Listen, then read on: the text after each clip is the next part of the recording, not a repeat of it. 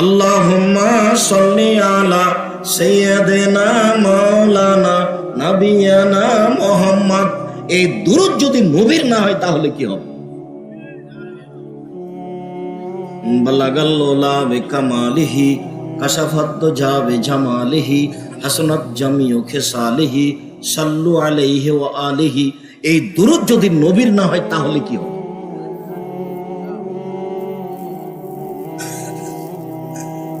এক হোক বা সালাত কাজা করলে 80 হোক বা এক ওয়াক্ত সালাত কাজা করলে 80 হোক বা জাহান্নামে থাকতে হবে, এই কথা যদি নবীর না হয় তাহলে কি হবে?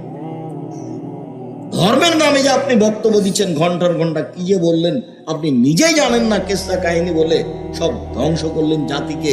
এসব কথা যদি নবীর না হয় তাহলে কি হবে? কবর দেওয়ার পরে আপনি চতুর্দিকে দাঁড়িয়ে সবাই মিলে হাত তুলে দোয়া করলেন।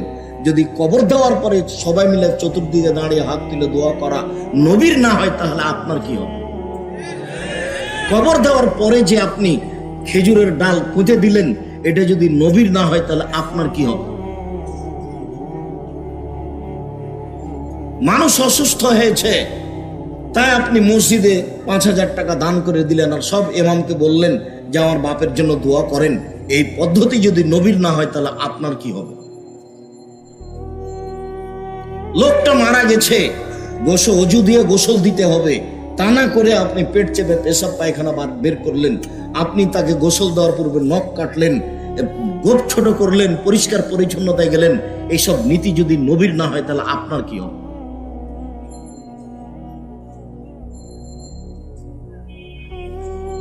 খুব সূক্ষ্ম ধর্ম। একজন মানুষের কথা দিয়ে চলে যার নাম মুহাম্মদ সাল্লাল্লাহু আলাইহি সাল্লাম। পৃথিবীর কোন মানুষের কথা চলে না। খুব সূক্ষ্ম ধর্ম। কোরআন মাজিদ হলে আমি যেখানে সেখানে ব্যবহার করবে এই সুযোগ নেই। মসজিদে ঢুকলে বলতে হয় আল্লাহুম্মা আফতাহ লি আবওয়াবা রাহমাতিক।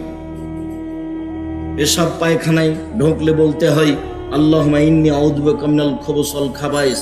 তাহলে বোঝা যাচ্ছে যে এটা কারো নীতিতে চলে। বিছানায় শুইলে বলতে হয় আল্লাহুম্মা বিসমিকা আমুতু ওয়া আহইয়া। তার মানে এটা কারো নীতিতে চলে, একজন যেভাবে বলেছে সেভাবে বলতে। খেতে বসলে বলতে হয় বিসমিল্লাহ, উঠলে বলতে হয় আলহামদুলিল্লাহ।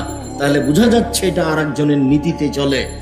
ব্যক্তিগত স্বাধীনতা কারো নেই, যেইভাবে আছে সেইভাবে করতে হবে, তার নাম শরীয়ত।